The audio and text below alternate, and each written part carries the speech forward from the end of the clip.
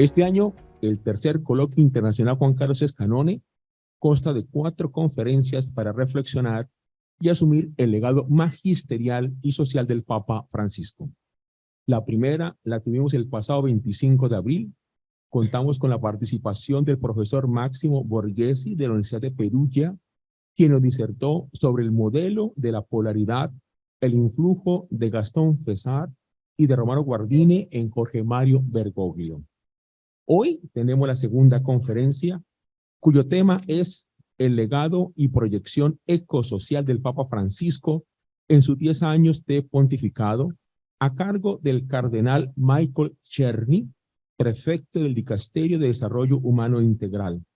Por compromisos de última hora, el cardenal Czerny no estará en directo con nosotros, pero ha tenido a bien grabar su conferencia.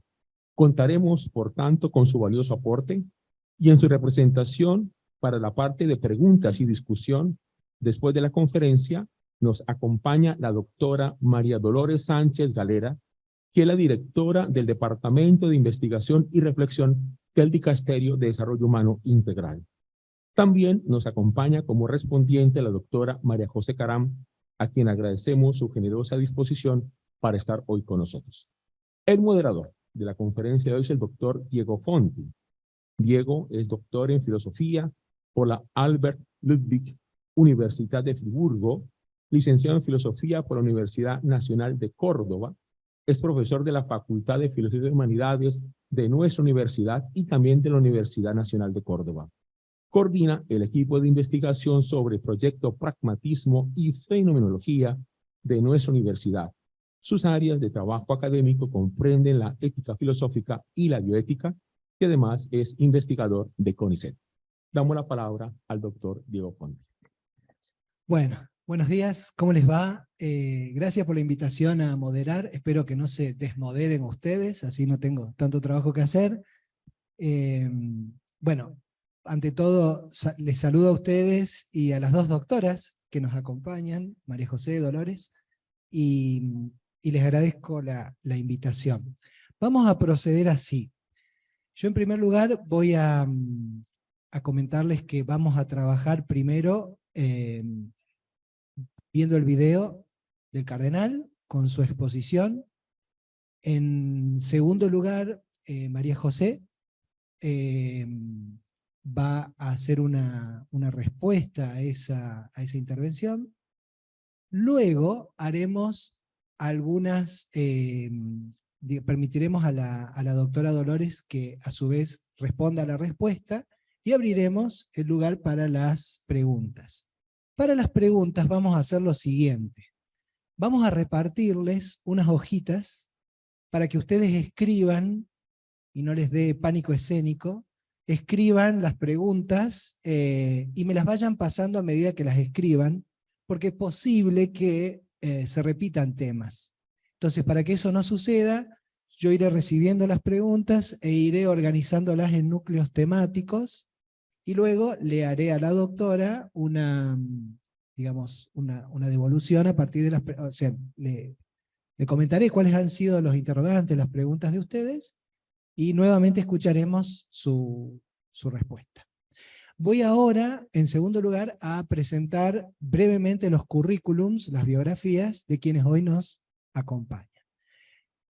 Bueno, uno, además de leer las cosas que llegan en el currículum, como quienes somos investigadores nos gusta investigar, entonces me puse a investigar quién es el cardenal Michael Czerny. Y me pareció súper interesante que una de sus abuelas murió en Theresienstadt, en un campo de concentración, y que su abuelo se negó a separarse de su esposa, que no era judío su abuelo, y por eso fue deportado a un campo de trabajos forzados. Luego de su nacimiento, un par de años después de nacer, van a Norteamérica, en Canadá se afincan, y finalmente, bueno, él es de la vieja Checoslovaquia, nace, es checo en su ciudad natal, hoy pertenece a la República Checa, y ya en la cuestión más oficial y actual, el cardenal Czerny es doctor en estudios interdisciplinarios de la Universidad de Chicago. Interesante, su primer doctorado fue en filosofía sobre Feuerbach y Marx. Eso también me lo busqué ahí. si hemos de creer a Wikipedia. Es el fundador del Centro Fe y Justicia de Toronto y de la Red Jesuita Africana contra el SIDA. Cuando sucede el asesinato de los jesuitas en el 89, y de la cocinera y de la hija de la cocinera, él es destinado como director del Centro de Derechos Humanos de la Universidad José Simeón Cañas. Ha sido también secretario para la Justicia Social en la Curia General de la Compañía de Jesús, asesor del Consejo Pontificio de Justicia y Paz, y desde 2022 es prefecto del Dicasterio para la Promoción Humana e Integral de la Curia Vaticana. Antes de eso, inmediatamente antes, fue el secretario especial para el Sínodo de 2019 de la Amazonía. La doctora profesora, que también está allí, la vemos en la pantalla, María Dolores Sánchez Galera, en la bio dice Spanish National, una ciudadana española, tiene en traducción nuestra, sería una licenciada en leyes por la Universidad de Glasgow, y magíster en leyes, y con un PH, un doctorado cum laude en Derechos Fundamentales y Protección Ambiental en la Scuola Superiore Sant'Anna de Pisa. Tiene tres hijos, eso es muy importante mencionarlo por las cuestiones de tiempo, que a veces quienes no lo tienen no saben de qué se trata. Actualmente es cabeza superiora de la sección del Dicasterio de Investigación y Reflexión del Dicasterio para el Desarrollo Humano en el Estado Vaticano. Es parte del Comité Científico de la Economía de Francisco y ha estado enseñando leyes y economías en el curso de especialización Fratelli Tutti en la Facultad Teológica Pontificia San Buenaventura, en Roma. Ha trabajado en diferentes fundaciones y organizaciones vinculadas con la educación, la justicia social, la justicia ambiental. Es también profesora visitante en la Universidad Carlos III.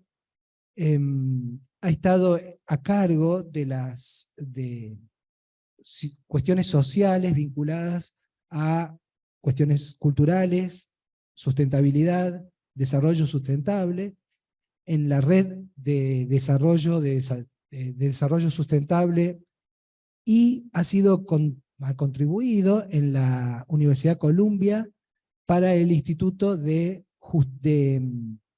la Tierra. También ha trabajado en Cáritas Diocesana y ha sido consultora para el Instituto de la Haga, en castellano sería Haga, ¿sí?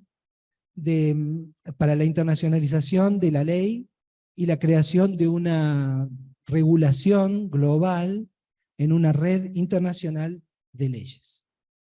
Y finalmente, María José, profesora nuestra, María José Caram, que es de Tucumán, es doctora en Teología por la Facultad de Teología San Vicente Ferrer en Valencia, España. Su tesis fue Nuestra tierra dará su fruto, el Espíritu Santo en el mundo y en la historia, reflexión creyente desde el sur andino peruano. Actualmente se desempeña como docente en el Departamento de Formación y en la Facultad de Teología de la Universidad Católica de Córdoba. Es directora del proyecto de investigación Gramáticas de la Paz, Horizontes de Sentidos para una Sociedad y un Mundo Convulsionados, radicado en las Facultades de Teología y Filosofía de nuestra universidad. También es miembro de la Sociedad Argentina de Teología y pertenece a la red de Amerindia Continental. Ha coeditado el libro, actualmente en prensa, Discursos del Papa Francisco en tiempos de vulnerabilidad, estudios críticos. Muy bien. Ahora vamos a escuchar entonces la ponencia del cardenal y continuamos. Estimados profesores, organizadores y todos los presentes, quisiera expresar mi agradecimiento por la invitación que he aceptado de buen agrado a intervenir en esta conferencia organizada por la Universidad de Córdoba con motivo del 10º aniversario del pontificado de Papa Francisco y el 90º aniversario de la fundación de las Facultades Eclesiásticas de Filosofía y Teología en Argentina. Lamento mucho no poder participar en persona, pero gracias a los medios tecnológicos estamos hoy juntos. Estoy seguro de que la doctora Dolores Sánchez, oficial de este dicasterio, podrá sustituirme más que dignamente durante la parte interactiva de la conferencia. Este ciclo de conferencias llega con gran acierto en un momento extremadamente delicado, tanto para el mundo como, en consecuencia, para la Iglesia. De hecho, como bien saben, mientras la familia humana se enfrenta a una crisis social y ecológica, a la que se suman la inestabilidad y las guerras, la Iglesia está inmersa en un camino sinodal cuya próxima etapa será la primera sesión de la Asamblea General Ordinaria del Sínodo de los Obispos, que se celebrará el próximo mes de octubre. Este sínodo ha sido fuertemente deseado por el Papa Francisco y es la expresión plena de su magisterio, centrado en dar voz a los últimos, que como rostro humano del Cristo nos invitan a caminar junto a ellos, partiendo de una escucha atenta a su clamor. No es casualidad que, como expresa también el vademecum del sínodo sobre la sinodalidad, el objetivo del actual sínodo es escuchar, como todo el pueblo de Dios, lo que el Espíritu Santo dice a la Iglesia. Lo hacemos escuchando juntos la palabra de Dios en la Escritura y en la tradición viva de la Iglesia, y luego escuchándonos unos a otros, y especialmente a los que están en los márgenes, discerniendo los signos de los tiempos. De hecho, todo el proceso sinodal pretende promover una experiencia vivida de discernimiento, participación y corresponsabilidad, en la que se reúne una diversidad de dones para la misión de la Iglesia en el mundo. Esta atención a la escucha del otro, el reconocimiento de este como interlocutor, un hermano, parte de la misma familia humana, está en la base de la última encíclica del Santo Padre, Fratelli Tutti, tanto como de todo el pontificado. A su vez, dicha tensión hacia el exterior ha estado siempre inscrita en la tradición de la Iglesia.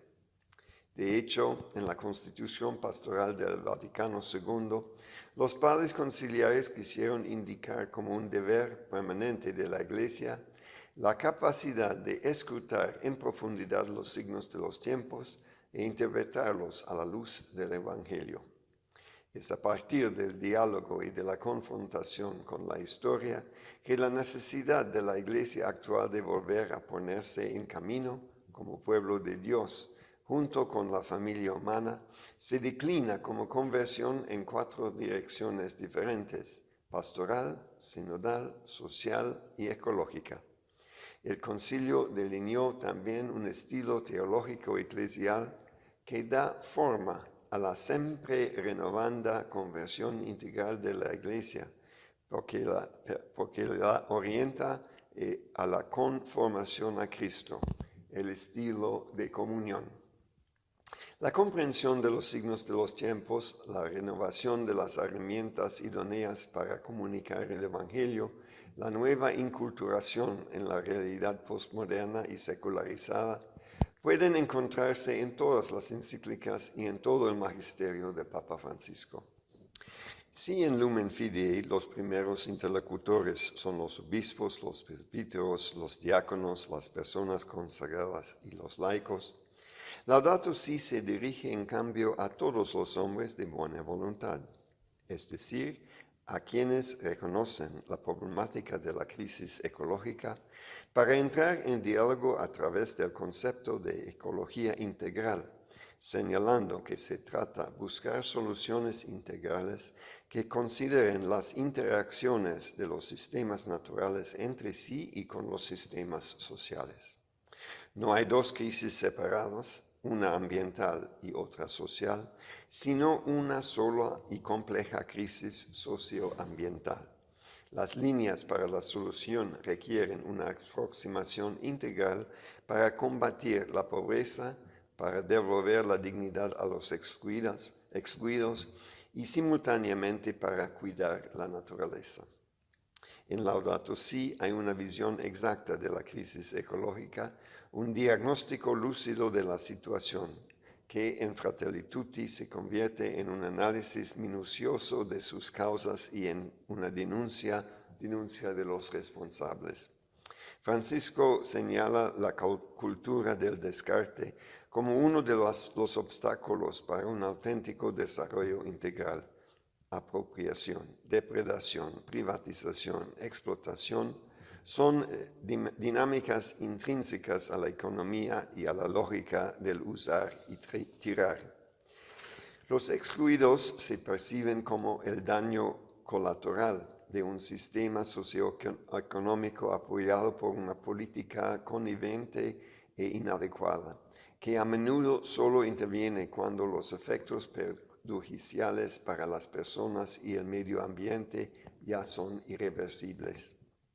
En Fratelli Tutti se describe un proceso de integración encaminado a convertir a la persona en protagonista de la amistad social, reconociéndose como perteneciente a un pueblo. En este sentido, la solidaridad aparece como un estilo de construcción de la historia, un ámbito vital donde las tensiones y los conflictos pueden superarse en la consecución de una unidad multiforme. La unidad prevalece sobre el conflicto. Para que este proceso de integración se realice, es necesario aplicar lo que el Papa Francisco define como la cultura del encuentro, es decir, el hábito de reconocer al otro el derecho de ser él mismo y de ser diferente. A su vez, esto solo es posible a través de una renovación de la propia manera de pensar y concebirse a uno mismo y al mundo. En la actual renovación que está teniendo lugar en la Iglesia, la experiencia latinoamericana desempeña un papel muy importante. Como es bien sabido, el documento final de Aparecida constituye una fuente y una referencia fundamental para la exhortación apostólica Evangelii Gaudium. Merece la pena destacar este punto porque nos muestra cómo la reflexión madurada en el seno de una iglesia regional puede convertirse en un paradigma de comprensión y clave hermenéutica a la hora de repensar la presencia de la Iglesia universal en el mundo. Francisco sintetiza y saca a la luz el fruto del debate eclesial que se llevó a cabo en Aparecida, cuando imagina el futuro de la Iglesia y afirma: sueño con una opción misionera capaz de transformarlo todo. América Latina fue la primera región del mundo que dio origen en 1955 a un cuerpo episcopal de naturaleza colegial. El trabajo realizado por el Consejo Episcopal Latinoamericano supuso una grande riqueza para toda la Iglesia. Todo el pueblo de Dios está agradecido a la Iglesia latinoamericana por habernos dado una expresión viva y auténtica del método inductivo propuesto por la Gaudium et Spes, o sea, escuchar, discernir, interpretar, actuar. Esta feliz intuición se acompaña del propósito de dar un nuevo impulso a la evangelización y de asumir el compromiso de emprender una gran misión en todo el continente. La Iglesia latinoamericana quería así reafirmar la alegría de ser pueblo de Dios en misión, comunidad de discípulos misioneros. Desde el punto de vista intraeclesial, hacer de la misión la expresión directa e intrínseca de nuestra identidad bautismal significa devolver a todo el pueblo de Dios la plena dignidad de sujeto activo de la evangelización. Desde el texto final de Aparecida hasta la Constitución Apostólica Predicate Evangelium, pasando por el sínodo sobre la sinodalidad, se nos plantea un nuevo reto: reformar las estructuras eclesiales de modo que se incorpore el testimonio y la acción de las personas laicas en la vida y en la misión de la Iglesia, a todos los niveles, hasta el punto de no considerar como un hecho anómalo y extraordinario la posibilidad de que éstas ejercen funciones y responsabilidades de gobierno en la Iglesia locales y en la curia romana. La sinodalidad no debe confundirse con una estructura particular, como un sínodo o una asamblea, ni reducirse a un instrumento al servicio de la colegialidad episcopal. Es más bien aquello que cualifica el modus essendi et vivendi de la Iglesia, en la expresión de sinergias y carismas diferentes que convergen en la comunión y en la unidad. Sin embargo, hay que constatar que este proceso de renovación en el contexto del pontificado del Papa Francisco no ha tenido siempre una acogida positiva y constructiva. La resistencia a la hora de acoger los documentos conciliares, como también el magisterio de Francisco, incluso el documento de Aparecido en el contexto latinoamericano, del que es además expresión, se debe en gran medida a la dificultad de convertir los corazones a la idea de una iglesia de puertas abiertas, casa de todos, en la que la afirmación de la diversidad de ministerios y de carismas no implica la subordinación de un laicado discente a una jerarquía docente. Incluso la reticencia de numerosos exponentes del clero hacia la conversión sinodal nace a menudo del temor, comprensible y a veces no del todo injustificado, de que abrir la participación en el gobierno eclesial a los laicos pueda causar un debilitamiento de la estructura de la Iglesia, permitiendo la entrada de ideas y la implantación de dinámicas del todo ajenas a la fe y a los valores de moral católica. Se escucha a menudo que el clericalismo y el arribismo de los laicos es más nocivo y deleterio que el de los sacerdotes. Aunque esto fuera cierto, la solución no pasa por perpetuar un modelo de gobierno vertical y autoritario, sino por promover y formar a los laicos en un auténtico y genuino espíritu de pertenencia y participación eclesial. Este aspecto de la formación de los laicos es otro ángulo vital en el poliedro del camino sinodal, que comprende un conocimiento y amor profundo de las Sagradas Escrituras y del magisterio de la Iglesia, debiéndose potenciar con más énfasis que nunca la centralidad de la fe y del Evangelio en la educación católica. Me refiero aquí precisamente, en este contexto universitario, a la responsabilidad fundamental de las universidades y las escuelas católicas en poner a Cristo en el centro de la vida universitaria como fuente de sabiduría y camino hacia la verdad.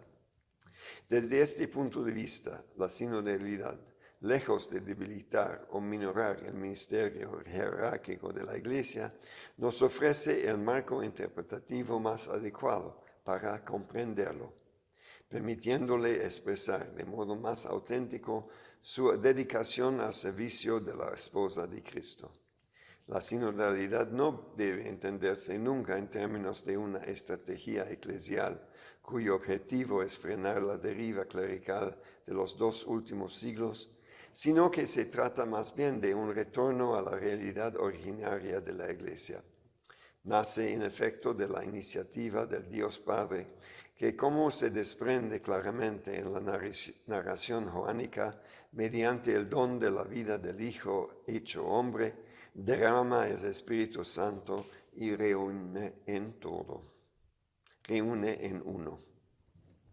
Por ello, es de fundamental importancia el papel que desempeñan las conferencias episcopales a la hora de integrar mejor el ejercicio del sensu fidei de todo el pueblo de Dios y ayudar a las iglesias locales a superar los particularismos, acompañando aquellas realidades en las que resulta más difícil adquirir un estilo sinodal y ayudarles a entender nuevamente la misión de la Iglesia como un deber de todos. En la visión de Francisco, por lo tanto, la sinodalidad es un instrumento de participación cuyo objetivo es involucrar a todos contra todo reduccionismo jerárquico y como medida para prevenir una acción conciliadora que no deje emerger las identidades peculiares. En otras palabras, la sinodalidad constituye el conjunto de aquellos procesos que construyan un pueblo que sabe recoger las diferencias. Nadie ha afirmado con mayor contundencia que este Papa que el cristianismo vive y prospera en las diferencias. Lamentablemente, esta realidad evidente en sí misma a menudo se niega en los hechos. En muchas partes del mundo, las iglesias locales siguen enfrentándose a los efectos y a las consecuencias de una evangelización concebida y aplicada en términos de una colonialización cultural. Debemos trabajar más intensamente para que el proceso de descolonialización no sea solo un superar y curar las heridas del pasado, sino también un promover y apoyar la recuperación y la clarificación de una identidad que a menudo ha seguido resistiendo en la sombra clandestinamente, hibridando costumbres y tradiciones.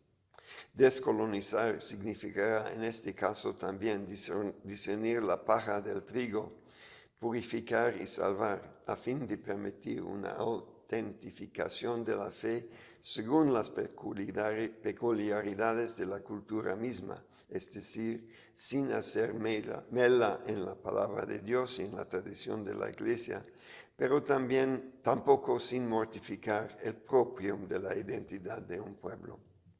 Como ha recordado a menudo el Papa Francisco, la sinodalidad se muestra entonces como una aliada en la inculturación de la fe, porque es un instrumento que puede realizar las diferencias y armonizar las identidades. La Iglesia es, por tanto, una Iglesia sinodal, utilizando la imagen del poliedro, una unidad plural. Antes de concluir, quisiera dedicar unos minutos a profundizar sobre la importancia de la doctrina social de la Iglesia en el pontificado de Papa Francisco. La referencia a la ciudadanía, también presente en Fratelli Tutti, me parece particularmente importante porque es en este contexto en el que los valores evangélicos deben entrar en diálogo con los diversos aspectos y actores del tejido social, político, cultural y religioso. Pero sí la ciudadanía como contexto específico en que el fiel laico está llamado a actuar en el ámbito de las realidades temporales, es una responsabilidad que corresponde al laicado en nombre de toda la Iglesia. Esto significa que deben poder expresarse con creatividad, ejerciendo en conciencia una libertad enraizada en el amor a dicha doctrina enraizada en el Evangelio de Jesús. Cuando hablamos de doctrina social de la Iglesia, pues debemos pensarla en esta perspectiva pedagógica, en una línea de sucesión con la paideia politea cristiana. Su enseñanza está dirigida a restablecer y reforzar la relación entre Dios y la persona, entre la persona y la comunidad. Como afirma el apóstol, toda la Escritura sirve para enseñar, para arguir, para corregir, pero su función educativa tiene como finalidad principal la de educar en la justicia. Enseñar y difundir la doctrina social pertenece de modo esencial al mensaje cristiano. No se trata de una acción marginal que se añade en segundo lugar como ámbito de las aplicaciones prácticas que sigue a un conjunto corpus de verdades dogmáticas, sino que se sitúa en el corazón mismo del anuncio evangélico. Forma parte del ministerio de la Iglesia como servicio a la palabra y al hombre, porque el ministerio del hombre solo se esclarece en el ministerio del Verbo encarnado. Esto se comprende bien en un denso pasaje de la Evangelii Gaudium, en el que se afirma que la comprensión de la dimensión social ya no se debe entenderse como un añadido al Evangelio, un momento posterior a él según el adagio operare sequitur esse, sino como un como su realidad interna propiamente intrínseca. Para terminar, una hermosa palabra que el Santo Padre utiliza muy a menudo es acompañar, es decir, hacerse prójimo para caminar juntos. Creo que este sínodo, pero sobre todo el camino sinodal iniciado por el Papa Francisco, que nos está acercando a esta cita, es una gran oportunidad para escuchar al pueblo de Dios, para recoger las instancias que las personas sienten como propias, porque afectan a su vida, y para poner en conocimiento de la Iglesia del Santo Padre el sentir de la humanidad de hoy. Una humanidad en gran parte herida, que está cambiando profundamente y con gran rapidez, que ha perdido en gran parte sus puntos de referencia y los valores sobre los que se fundó. El Papa Francisco nos anima desde el inicio de su pontificado a caminar sin temer la realidad y estando presentes en la historia de los pueblos con fe, esperanza y caridad. La fe y la esperanza son dones provisionales, nos dice el apóstol Pablo, concedidos para ayudar a nuestra vida peregrina en la tierra. El amor es para siempre, aquí en el más allá. Les animo a permanecer en el amor, la compasión y la apertura al otro. De esta manera, la universidad será fuente de verdadero conocimiento. Y les agradezco y les saludo. Muy buen día.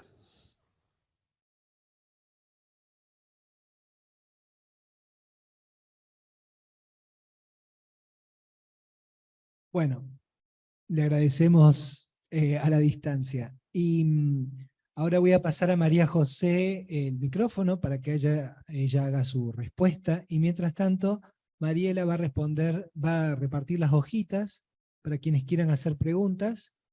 Las escriben y se las van, a medida que ustedes las escriban, le señalan a ella y ella las va a recoger. Muchas gracias, Diego. Muchas gracias a todos ustedes por estar acá. Muchas gracias, doctora María Dolores Sánchez Galera, por acompañarnos. Bueno, igual que Diego, cuando me pidieron que hiciera de respondiente a la ponencia del cardenal en este acto en el que estamos celebrando los 10 años del pontificado de Francisco, apenas había oído su nombre. Por eso mismo me puse a investigar en la web sobre su trayectoria, sus escritos y sus respuestas a las muchas entrevistas que le hicieron los medios de comunicación social. Sinceramente, me alegró conocer su manera cercana de abordar las más difíciles cuestiones sociales de nuestro tiempo, así como también su modo de comunicar con sencillez y profundidad las cuestiones tan complejas que aborda el Papa Francisco en su ministerio pastoral. Su paso por la UCA de El Salvador, después del martirio de sus compañeros jesuitas, lo hicieron cercano a la Iglesia latinoamericana, y por eso puede comprender muy bien la belleza y la complejidad de la vida en nuestro continente, y de igual manera la riqueza de su tradición eclesial. Es motivo de gratitud que pueda acompañar al Papa Francisco en el gobierno de la Iglesia en un tiempo que, como lo ha señalado en su ponencia, se caracteriza por una profunda crisis social y ecológica que lleva aparejada también el flagelo de la guerra en diversas magnitudes. A modo de respuesta a las palabras del cardenal Czerny, quisiera compartir algunas reflexiones.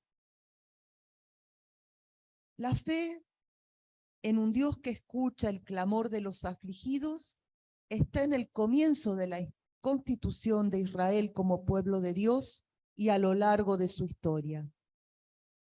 En el libro del Éxodo leemos que Dios dice a Moisés: el Señor dijo, yo he visto la opresión de mi pueblo que está en Egipto y he oído los gritos de dolor provocados por sus capataces. Sí, conozco muy bien sus sufrimientos. La convicción de que Dios escucha está particularmente presente en la oración de Israel, los salmos, y en el mensaje de los profetas. También se encuentran ecos de este texto del libro del Éxodo en la confesión de fe de Esteban ante la inminencia de su martirio.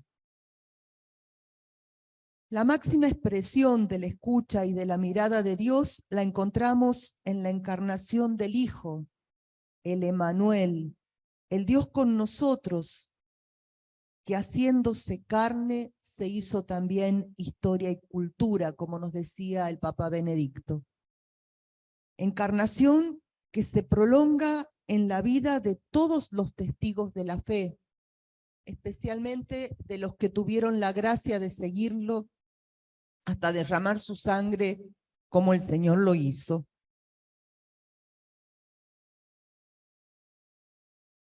Es que, bueno, disculpen, pero creo que la fe en América Latina está sellada por el don de la vida de muchas personas que se han comprometido con la fe y con la justicia, ¿no?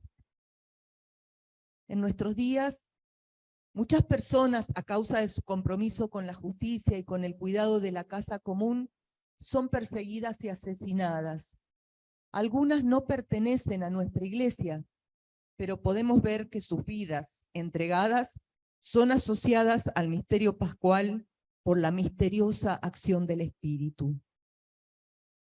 Esta experiencia de un Dios que escucha, ve y conoce los sufrimientos que atraviesa toda la Biblia tiene una resonancia especial en la tradición pastoral y teológica de América Latina y el Caribe, la cual es recordada por el Papa Francisco, quien nos dice en Evangelii Gaudium: la Iglesia ha reconocido que la exigencia de escuchar este clamor brota de la misma obra liberadora de la gracia en cada uno de nosotros, por lo cual no se trata de una misión reservada solo a algunos. La Iglesia, guiada por el Evangelio de la Misericordia y por el amor al hombre, escucha el clamor por la justicia y quiere responder a él con todas sus fuerzas. Ahí termina mi cita de Evangelii Gaudium. El compromiso de los cristianos por la justicia y la misericordia es una exigencia de la fe en un Dios que nos pide obrar como Él obró.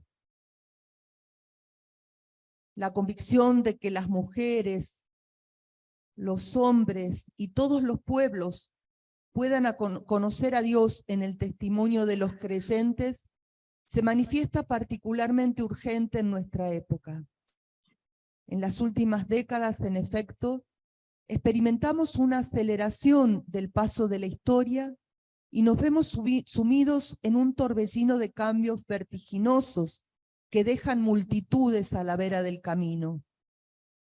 El tiempo presente nos invita a ejercitar nuestra capacidad de escucha de tal manera que pueda transparentar el modo en que Dios nos escucha. Ser signo y sacramento del Dios amor es esencial al ser de la Iglesia. El Papa nos dice que escuchar es más que oír y nos ofrece algunas pautas esenciales para que podamos ejercitarnos en este arte. Así expresa que lo primero en la comunicación con el otro es la capacidad del corazón que hace posible la proximidad. La escucha nos ayuda a encontrar el gesto y la palabra oportuna que nos desinstala de la tranquila condición de espectadores. Solo a partir de esta escucha respetuosa y compasiva se pueden encontrar los caminos de un genuino crecimiento. Despertar el deseo del ideal cristiano, las ansias de responder plenamente al amor de Dios y el anhelo de desarrollar lo mejor que Dios ha sembrado en la propia vida. También estas palabras han sido tomadas de Evangelii Gaudium. De muchas maneras, Francisco ha explicitado el punto de partida y el proceso que nos conduce al compromiso. Las dos grandes encíclicas sociales de este pontificado, Laudato Si y Fratelli Tutti, utilizan el método de discernimiento conocido como ver, juzgar y actuar, que se originó en la Juventud Obrera Católica durante los años previos al concilio y que fue asumido en la Constitución Pastoral Gaudium et Spes. En el proceso de recepción del Vaticano II, la Iglesia latinoamericana y caribeña lo ha practicado constantemente desde la segunda conferencia general celebrada en Medellín. Luego de superar algunos escollos encontrados particularmente en la conferencia de Santo Domingo, ha sido retomado por Aparecida porque los obispos consideraron que ha colaborado a vivir más intensamente nuestra vocación y misión en la Iglesia, ha enriquecido el trabajo teológico y pastoral y en general ha motivado a asumir nuestras responsabilidades ante las situaciones concretas de nuestro continente. El punto de partida de este método tan fecundo no es una cuestión teórica abstracta, sino la realidad concreta que viven las personas y los pueblos, y se ofrece como un camino válido para el encuentro con Dios, que viene a nosotros en el sacramento de todo ser humano, particularmente de aquellos que por su sufrimiento se identifican con Jesucristo, para convocarnos a una opción transformadora. Benedicto XVI lo decía en su discurso inaugural de la Conferencia de Aparecida. La fe nos libera del aislamiento del yo porque nos lleva a la comunión. El encuentro con Dios es en sí mismo y como tal encuentro con los hermanos, un acto de convocación, de unificación, de responsabilidad hacia el otro y hacia los demás. 3 días después de haber sido elegido Papa, Francisco expresó un deseo profundo que marcó estos 10 años de pontificado. ¿Cómo quisiera una iglesia pobre y para los pobres? La frase evoca a Juan 23 y a la opción no opcional, no siempre bien comprendida, que se fue forjando palmo a palmo en la iglesia latinoamericana. Benedicto XVI confirmó su validez en la fe cristológica, confirmó su validez en Aparecida, indicando que la opción preferencial por los pobres está implícita en la fe cristológica en aquel Dios que se ha hecho pobre por nosotros para enriquecernos con su pobreza. En el camino sinodal impulsado por Francisco, se está dando un nuevo paso de maduración al involucrar a toda la Iglesia en la escucha mutua, en un proceso de discernimiento, participación y corresponsabilidad que incluye a nuestros hermanos más pequeños, tantas veces ignorados y descartados. En nuestra casa de estudios hemos asumido el desafío de la responsabilidad social universitaria, unida a la tarea de transmisión y de producción de conocimientos. La fe cristiana, los principios de la pedagogía ignaciana, la espiritualidad de la propia Compañía de Jesús y sus experiencias y sus preferencias apostólicas universales, nos impulsan a quienes enseñamos e investigamos a tener presentes en nuestros trabajos los rostros y las situaciones concretas de los que sufren, porque como dice Francisco, el Evangelio nos invita siempre a correr el riesgo del encuentro con el rostro del otro, con su presencia física que interpela, con su dolor y sus reclamos, con su alegría que contagia en un constante cuerpo a cuerpo. La verdadera fe en el Hijo de Dios hecho carne es inseparable del don de sí, de la pertenencia a la comunidad, del servicio, de la reconciliación con la carne de los otros. El Hijo de Dios, en su encarnación, nos invitó a la revolución de la ternura, nos dice Francisco. El amor con ternura repercute en nuestros modos de comunicarnos. Se puede hablar de temas muy complicados en un lenguaje sencillo, accesible a todos, que haga posible el mutuo enriquecimiento, para que la sabiduría que brota de la vida pueda enriquecernos y para que nosotros, además, con el fruto de nuestro estudio, podamos enriquecer a los demás. El Papa posee ese arte de la comunicación que permite que todos puedan entender lo que dice.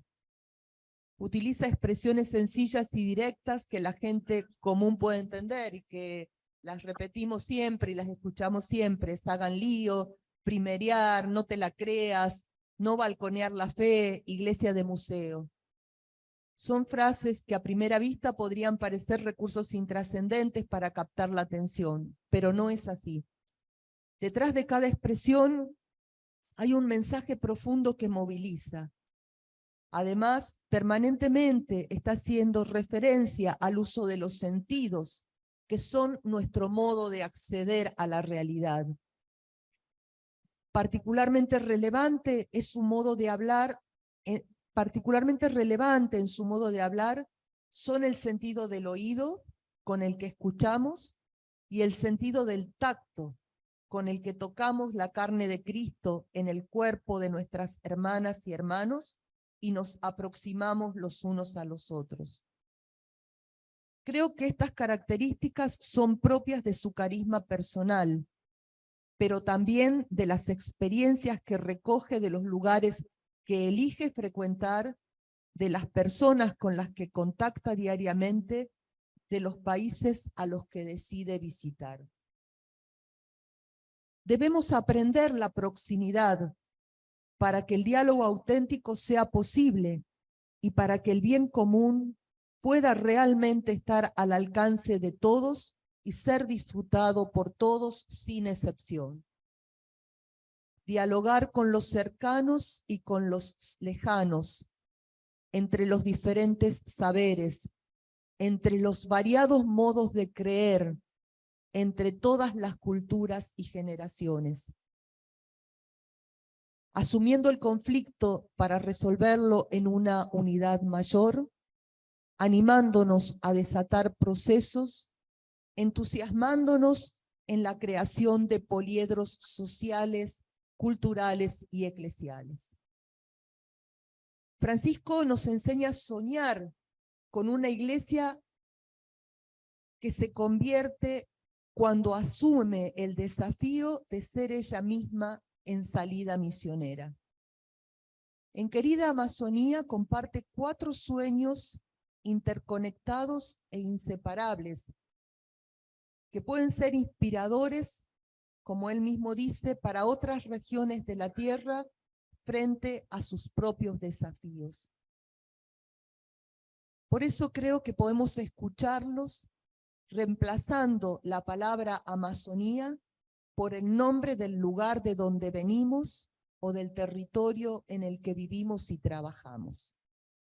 Dice el Papa, sueño con una Amazonía que luche por los derechos de los más pobres, de los pueblos originarios, de los últimos, donde su voz sea escuchada y su dignidad promovida. Sueño con una Amazonía que preserve esa riqueza cultural que la destaca, donde brilla de modos tan diversos la belleza humana. Sueño con una Amazonía que custodie celosamente la abrumadora hermosura natural que la engalana, la vida desbordante que llena sus ríos y sus selvas. Sueño con comunidades cristianas capaces de entregarse y de encarnarse en la Amazonía hasta el punto de regalar a la Iglesia nuevos rostros con rasgos amazónicos. Los sueños no son ilusiones. En la Biblia leemos que muchas veces Dios se manifiesta a través de ellos.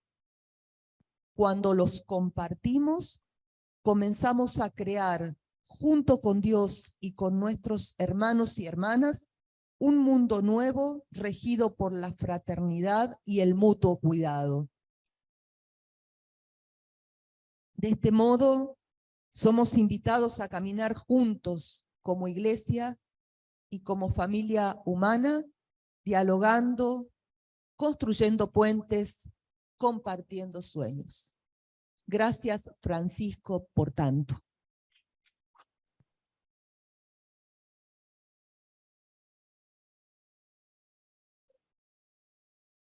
Bueno, acá me dice Diego que arranque con la pregunta. Así que a ver si después se animan ustedes. Esta pregunta nos la va a responder la doctora María Dolores Sánchez. Así que aquí va.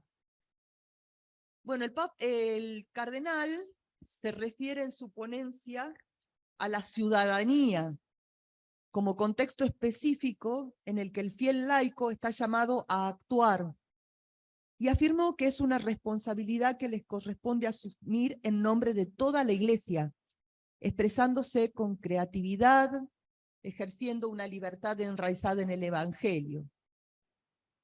Ciertamente el Papa Francisco está dando grandes pasos, confiriendo a laicas y laicos responsabilidades importantes en las estructuras de gobierno de la Iglesia. Incluso ha otorgado el derecho al voto a los que participarán en el próximo sínodo. Sin embargo, en todos los niveles, persiste un fuerte clericalismo que sigue entorpeciendo esta participación. Incluso la participación de muchas personas que han sido formadas y bien formadas en las comunidades cristianas y por sus propias iglesias locales. Entonces, ¿qué podría decir usted al respecto? ¿Cuáles serían los cauces que permitan una mejor y más activa participación del laicado en la vida de la Iglesia, asumiendo libremente su responsabilidad en los ámbitos que les son propios? Damos la palabra a la doctora Sánchez y mientras tanto quienes hayan ido escribiendo preguntas nos las van pasando. Bienvenida, doctora. Adelante. Muchísimas gracias. Bueno, estoy encantada de acompañaros. Obviamente las dos ponencias han sido muy ricas, no solo la del Cardenal Michael que conocía, sino también la doctora me ha gustado muchísimo la reflexión y el camino y enlazar todo con la riqueza que trae Latinoamérica, de la que, bueno, yo tengo conocimiento, pero Cardenal Michael ha vivido muy, muy de cerca con El Salvador y además habla muy bien español. Desde que empecé a trabajar con él siempre haciendo chistes en español, con lo cual eso acerca más a las personas. Y bueno, estoy encantada de poder reflexionar con vosotros, de dar un poco de forma a estas preguntas. Lo primero que quería preguntaros, ¿cuánta familiaridad tenéis con el dicasterio, con la curia, con el dicasterio? Un dicasterio que ha sido querido, muy querido por Papa Francisco, el Dicasterio para el Servicio de Desarrollo Humano Integral, y lo quiero enlazar, el papel de este dicasterio, me gustaría mucho enlazarlo con la pregunta. Entonces, no sé qué conocimiento tenéis de esta institución. Veo algunas caras que dicen que por no. las caras no sabe, no contesta. Okay. Usted no sé si lo ve, pero él no sabe, bueno, no porque contesta. este dicasterio empezó, obviamente, nace pues dentro del magisterio de Papa Francisco en estos 10 años. En el 2017 comenzó a funcionar a partir de la fusión de 4 consejos pontificios anteriores, que era Justicia y Paz, del que él había sido secretario, Ecología, Sanidad, Entonces, después de 5 años de experiencia, ha habido una profunda evaluación. Y todo esto a la luz de la nueva Constitución Apostólica de la Curia Romana, en la Predicate Evangelium, que es bastante reciente, y nuestro dicasterio se ha reconfigurado a través en su misión, ha renovado su misión completamente. Entonces, un poco el método inductivo que ha introducido el cardenal, que introducía la doctora, el escuchar, discernir, interpretar y actuar se ha convertido en nuestro modus vivendi. Esta nueva misión sigue un poco las palabras propias de Jesús, ¿no? He venido para que tengan vida y la tengan en abundancia, que esto es una citación de Juan 10:10, y San Pablo VI ya utilizaba la expresión desarrollo humano integral en la Populorum Progressio para transmitir el ideal de la vida en abundancia, la vida en plenitud. De ahí un poco este nombre de desarrollo humano integral. Y esa es nuestra misión. Entonces, promover la persona humana y su dignidad dada por Dios. Ahí hablamos de derecho, salud, la justicia y la paz. Amamos un poco decir, cuando nos estamos un poco presentando a las conferencias episcopales, a todos los obispos que vienen a visitarnos, que intentamos quitar las barreras que hay en medio de esta posible promoción de la dignidad humana. Entonces nos ocupamos en realidad digo derechos humanos, salud, justicia y paz, en realidad al cardenal Michael le gusta decir etcétera, etcétera, etcétera, porque ahí ponemos pues todas las temáticas que pueden aparecer en la vida, en nuestra vida y en las complejidades de todo lo que vivimos hoy. Lo sabemos como iglesia, lo sabemos como ciudadanos. Y esto para enlazarme a esta pregunta tan importante, que es un poco, que es la madurez de lo que empieza el magisterio en la Laudato Si, ¿no? Hemos vivido esta unión, el llegar a entender estos diálogos entre los problemas sociales y ecológicos y enlazar este rol que tenemos y esta responsabilidad de ponernos en marcha, no solo como iglesia, sino como ciudadanos, como parte, como polis inclusiva, más en el sentido de civitas, que es romano, que era más inclusivo que el polis, que sabéis que el término griego que nos enlaza a la antigua Grecia, el de polis no se podían acercar ni las mujeres, ni los pobres, ni los dishábiles. Con lo cual a mí me gusta más pensar a la civitas, ¿no? Los romanos llegaban, conquistaban y todos se convertían en ciudadanos romanos. De hecho, sabemos que muchos emperadores han sido luego, no nacido en Roma, o sea, sino en los territorios romanos conquistados. Bueno, esto para enlazarme a esta visión inclusiva, que es hoy el sínodo que estamos viviendo. Son estos caminos de riqueza que hoy iluminan un camino que ha sido mencionado en las dos discusiones precedentes, el coger las riquezas de cada iglesia, y en Latinoamérica está, pues como sabéis, la primera forma colegial, que nos dan las bases para un camino que hoy inicia a alguien, nos inspira un componente, un brazo de la iglesia, y todo esto es el cuerpo común, esta visión sinodal que inicia con fuerza con el magisterio de Papa Francisco, pero que el concilio nos abre, y es importante que en esta visión más política de la Fratelli Tutti, en la que la misión del laico se enlaza no solo al camino sinodal de la Iglesia, pero al camino de construcción de nuestra sociedad de hoy en su complejidad, y el pensar que todos tenemos el deber de participar como comunidad, porque el communus, el bien común, es eso, pretender enlazar la misión hoy del cristiano, seguramente en el amor de Cristo, que es el mensaje que Papa Francisco quiere dar y que quiere integrar en la buena política. De hecho, se habla de la reforma, la Fratelli Tutti nos habla muy bien en el capítulo 5 de toda la reforma de las instituciones políticas, pero sobre todo de la cooperación internacional. Y Papa Francisco nos ha recordado en diversas ocasiones cómo es importante integrar la categoría del amor en estas discusiones, porque al final el grito de los pobres, el grito de la tierra, que sí, la Laudato Si nos da como primer mensaje, porque no es efectivamente una encíclica ecológica, es una encíclica social.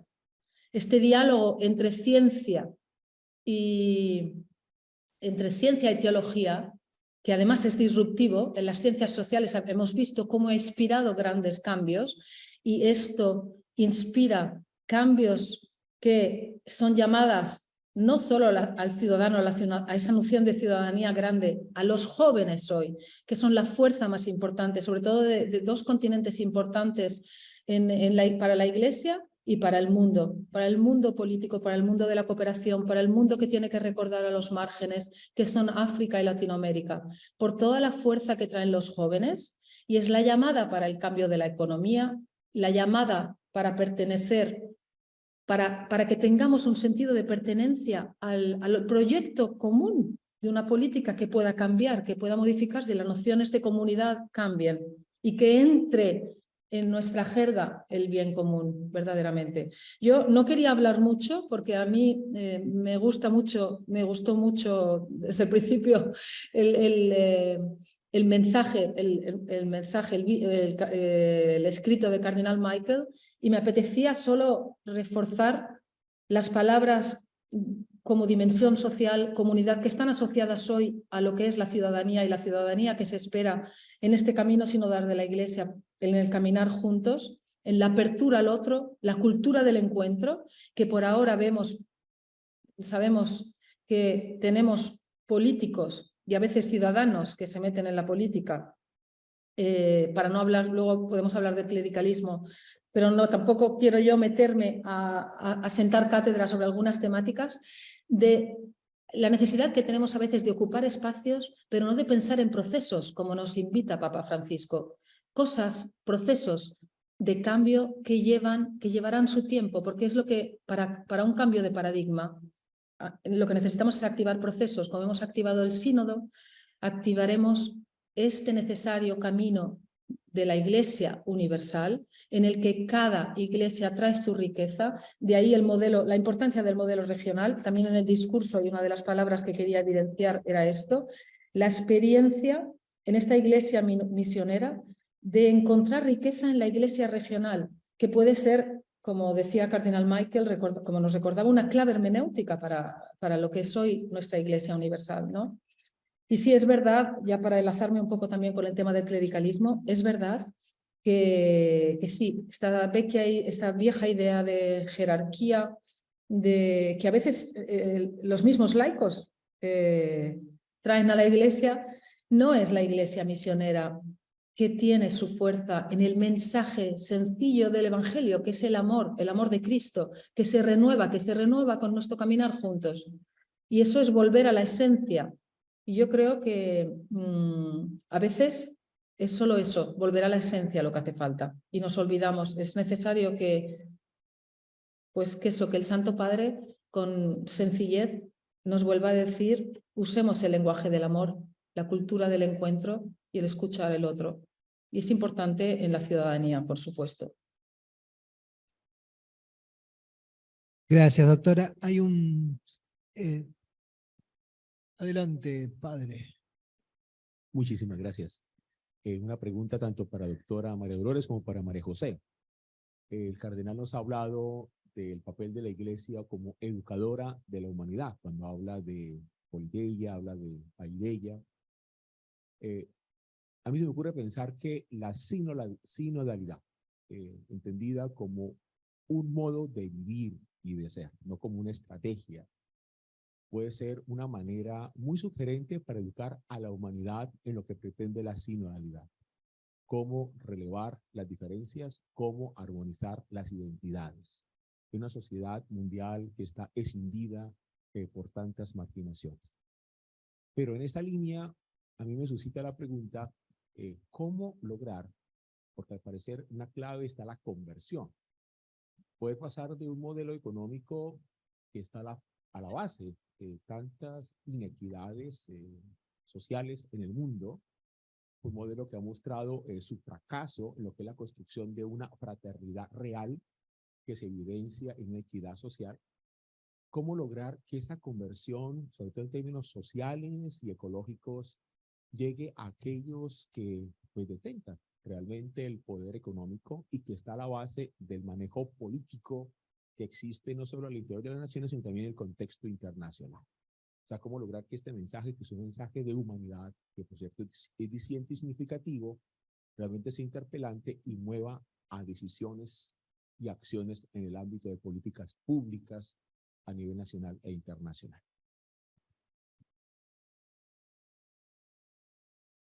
Gracias por la pregunta. María José, no sé cómo nos movemos. Es una pregunta muy importante. Yo no sé, no sé si quieres... Solo voy a decir una cosa para dejarte más tiempo a ti, pero me parece, sí, yo creo que esto de la sinodalidad es un proceso y que es un proceso que involucra a la humanidad, y creo que es un signo de esperanza para nuestro tiempo, y tengo mis temores también. Ahora, yo quiero recordar a un jesuita grande que ha fallecido hace pocos días, Víctor Codina, que nos ha enseñado tantas cosas. Él decía y repetía, el espíritu actúa desde abajo. Entonces me parece que mi propuesta, y desde lo que está a mi alcance y desde lo que conozco, es trabajar desde abajo, fortalecer desde abajo. Pero también de nuestra universidad surgen personas que van a tomar fuertes responsabilidades en lo social. Entonces me parece que hay que tejer vínculos que vinculen los altos niveles con los niveles más bajos. Y ojalá los que más tienen, los que más puedan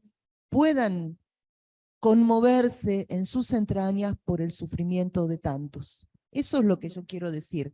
No sé, listo. No, sí, me parece tejer vínculos y recordar a Víctor Codina que hay que iniciar desde el bajo. Es esta nueva misión que, bueno, no he terminado de explicar, que en toda la misión del dicasterio hemos querido romper con la idea de las agendas globales y universales que nos vienen impuestas y seguramente implican un tipo de economía, un tipo de finanza, un tipo de políticas en las que a veces los gobiernos lo que hacen es simplemente no traer esperanza para las generaciones futuras. Como decía, un poco era ocupar espacio sin pensar en los procesos que tenemos que activar, en los que al final lo importante es tejer vínculos para crear comunidades, y es en lo más local, en esas comunidades, al origen de esos vínculos sociales que encontramos la verdadera riqueza, ¿no? Nuestro dicasterio en este momento lo que está haciendo es un gran trabajo de escucha. De hecho, está muy al servicio de todas las iglesias, de todo lo que emerge en la iglesia local. Está claro que hoy tenemos grandes retos, cambio climático, pero a veces lo que se escucha, a veces viene un obispo y te dice que el problema es que no sabe cómo integrar los jóvenes que se drogan en una pequeña comunidad donde hace falta ocuparse de la tierra, donde habría recursos para que haya una generación de riqueza, y no saben qué hacer con los jóvenes, no saben qué instrumentos darles. La iglesia hoy, la grande riqueza, la paideia, que debe ser un modus vivendi, esta cuestión pedagógica a la que se ha referido el cardenal Michael y que vive en la esencia de la iglesia, porque todo el mensaje eclesial es pedagógico, inspirador. Y yo también pienso que por eso las universidades católicas hoy tienen que tener un rol distintivo en el cambio de paradigma.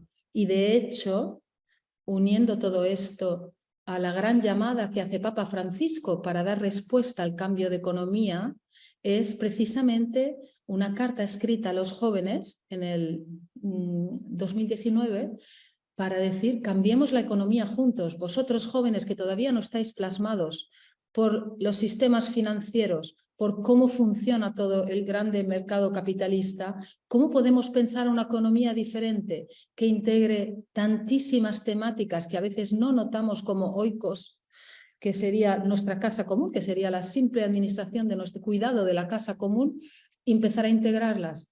Cultura del cuidado, la tierra, obviamente hay que cambiar la finanza, y todo ese cambio de paradigma comporta una mentalidad, un sueño, una visión diferente. Por eso es tan importante hoy que los jóvenes estén inspirados, que haya una paideia que nace, que genera en las universidades una necesidad de cambio. En ellos ya existe, porque el gran tema de nuestro cuidado de la casa común es que necesitamos donarles en herencia a nuestros hijos una tierra que hemos devastado. Sabéis más que yo en Latinoamérica cómo se viven todavía los problemas del extractivismo minerario, los grandes intereses políticos y todas las ataduras que tienen los gobiernos hoy.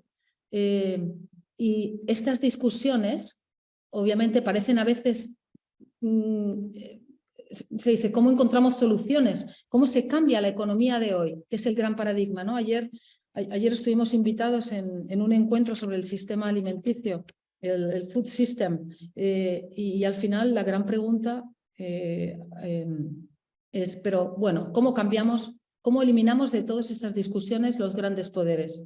Y cómo cambiamos la finanza. Y Papa Francisco, con esta visionaria imagen del joven que tiene que ser el ciudadano, que tiene que ser el ciudadano activo que piensa en la economía del futuro, en la tierra del futuro. ¿Y cómo cambiamos esto? El pensar ya en la economía de Francisco como un cambio de paradigma es ya un instrumento de esperanza. Hay todavía muchísimo que hacer. Hoy la doctrina social se renueva, se está renovando en este necesario diálogo de dolor que viene de los márgenes, de la iglesia del margen que necesita estar escuchada. ¿Cómo integrar estas voces que a veces no se han escuchado institucionalmente, que no se integran? Las voces indígenas, las voces de la Amazonia que nos recordaba María José. Este camino sinodal que se ha iniciado nuestra querida Amazonia nos recuerda cómo a veces, aunque parezca que se abren diálogos, no se abren grandes cambios en los que podamos pensar que verdaderamente vamos a integrar los derechos, ciertos derechos en los que todavía vemos, sí, solidaridad, palabras bonitas en nuestras constituciones, pero a nivel de acción específica vemos que todavía hay retos específicos en los que verdaderamente yo creo que la Iglesia hoy puede inspirar. Y de hecho, Papa Francisco con esta llamada ha traído hacia la economía de Francisco jóvenes verdaderamente que quieren pensar en una economía del futuro que cambie. Y se están creando a nivel territorial focos de riqueza que generan voces y diálogos que vienen verdaderamente desde abajo y tejen vínculos y hablan de problemas que se desconocen en otras zonas. Y esto ya es un paso importante. Muchas gracias. Le cedo la palabra al señor que pidió y después leemos las otras preguntas. ¿Usted escucha, María Dolores, del otro lado? Sí, perfectamente. Ah, dice que sí. Gracias, disculpen. Quería hacer un aporte simplemente y pido disculpas por entrometerme, pero me quedo con la sensación que falta un poquitito más. Excelentes todas las intervenciones, pero hay algo un poco más que nos pide, no solo Francisco, lo pide el documento de Aparecida. Ustedes saben que Aparecida es la Asamblea Regional de Obispos y Cardenales de América Latina y el Caribe, que aprobaron un documento muy importante en donde Bergoglio, tuvo una activa participación, pero también repite lo del Concilio Vaticano II. Todo esto, Francisco, Aparecida, el Concilio, expresan que los pobres están en el centro del Evangelio. Lo dicen de distintas formas, de distintas maneras, uno más fuerte que otra. Aparecida lo dice muy fuerte. En la defensa de los derechos de los excluidos se juega la fidelidad de la Iglesia a Jesucristo, apartado 257. Es muy fuerte esa expresión. Pero si existen pobres, agrega después Francisco, es porque existen causas que generan la pobreza. Y es acá donde quiero hacer el aporte.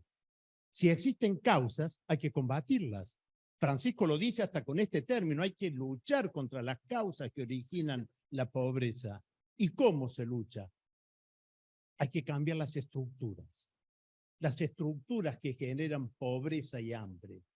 ¿Y de qué manera? Dice Francisco, y lo dice Aparecida, con el compromiso político, no partidista, habla de compromiso político. ¿Y por qué el compromiso político? Porque Francisco hace suyas las palabras de Pío XI en 1927, porque la política es la expresión más sublime de la caridad. Y termina Francisco diciendo, junto con Vaticano II, Aparecida e incluso otros sumos pontífices, ¿cómo? Con unidad y organización. Simplemente quería hacer este aporte. Muchas gracias.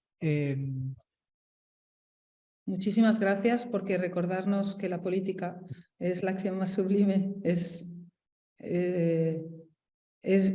importante, porque ese es el compromiso del ciudadano. Eso es lo que nos pide Papa Francisco. Sabemos que la pobreza se ha multiplicado y en Argentina se ha multiplicado. Y sí, es verdad que el compromiso nuestro es hoy más importante que nunca, y el coraje, el tomar decisiones con el corazón para aceptar este compromiso. Voy a Todo porque proceder. el asistencialismo ha fracasado, y lo sabemos. No tenemos que ser una iglesia asistencialista. Ahora se trata de poner a todos en las condiciones de poder participar. Gracias, doctora. Voy a leer, si les parece, tengo 4 núcleos de preguntas. Si les parece, los enuncio y en todo caso después elige qué responder, ¿no?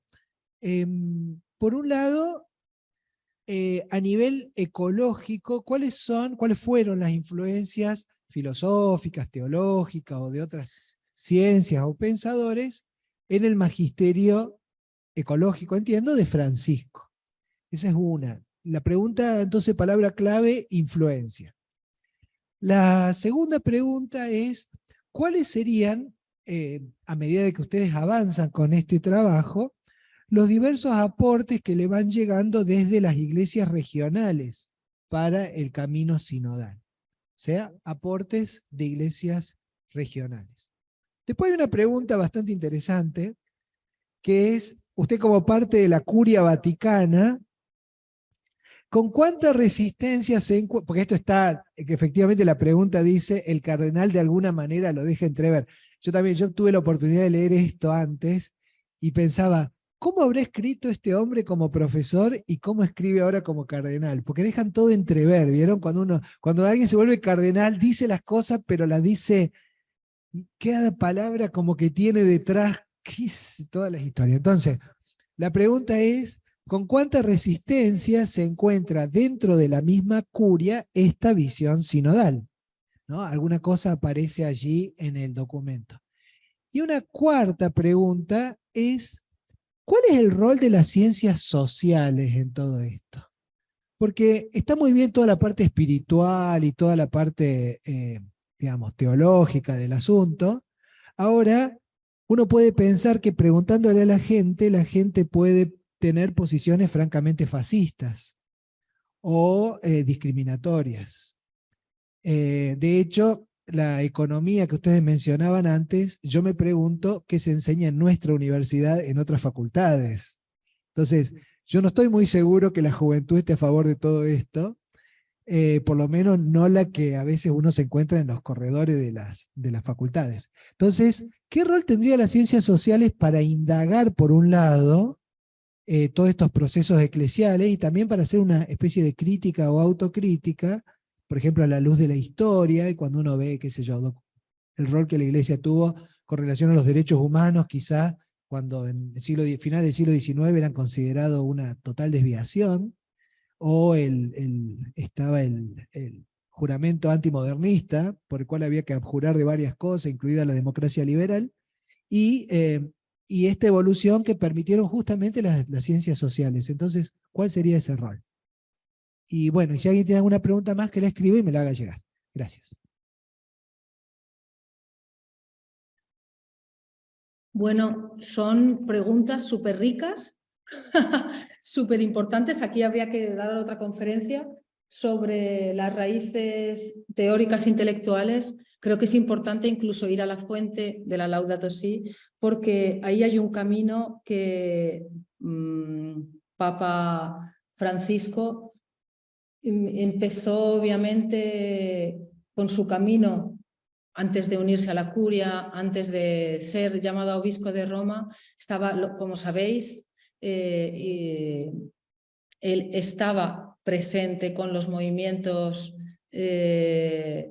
con el movimiento de preocupación de los indígenas, sobre todo de la Amazonia, la pérdida de toda la problemática que ya consideraba como desarrollo humano integral, y ya era una sabiduría que no inicia Papa Francisco, que se